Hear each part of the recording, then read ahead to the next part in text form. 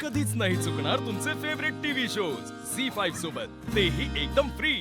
पाकळ्या पण नीट करून अरे कडुलिंबाची पानं कुठे आहेत? आणली आहेत शांतर आहे बघा. हा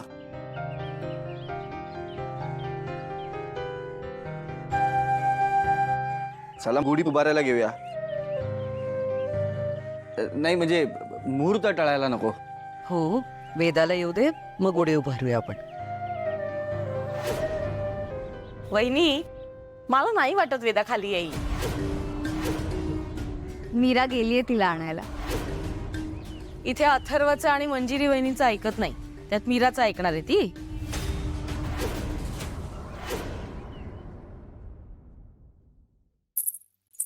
वेदा, अरे हे काय, अजून तयार नाही झालीस? आज गुढीपाडवा आहे. आज छान छान नटायचं, गुढी उभारायची आणि साखरेची गाठी सुद्धा खायची आहे. वेदा, ह्या तुझ्या बाहुलीचं नाव काय आहे ग? बघितलंस, वेदा तर तुझं नाव पण सांगत नाहीये. ठीक आहे, आपण तुझं नाव ठेवूयात. आजपासून तुझं नाव ठमी. बरं का ठमे, तुला ना मला एक गुपित सांगायचंय. तुला माहितीये का, गुढी पाडव्याला आपण गुढी उभारताना आभाळाकडे पाहिलं तर काय होतं माहितीये? देवाघरी गेलेले आपले आई बाबा आपल्याला पाहतात. आपला चेहरा पाहिला ना की त्यांना खूप आनंद होतो.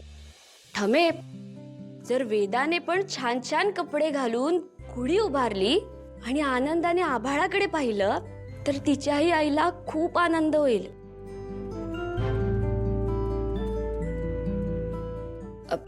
पण काय करणार आता? आता हे सगळं वेदाला कोण समजवणार? जाऊ दे, आपण दोघी गुढी उभारायला जाऊया.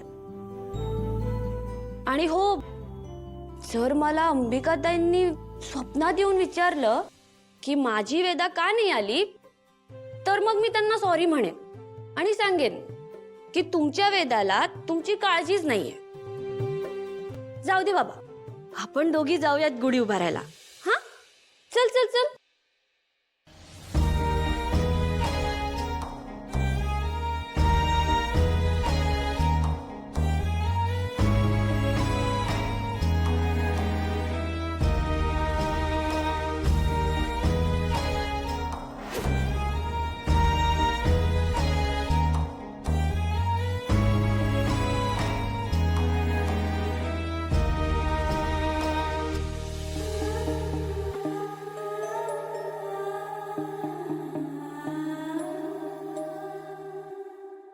नर्मदा, तुला एक सल्ला देतो. जेव्हा घरात सणवार असतात ना, तेव्हा तू मौन व्रत पाळत जा. त्यामुळे घरातल्या सगळ्यांची शांती टिकून राहील. दादा, अरे मी एवढंच म्हणत होते की वेदा जर खाली येणार नसेल तर आपण सुरू कर. ती बघा आली.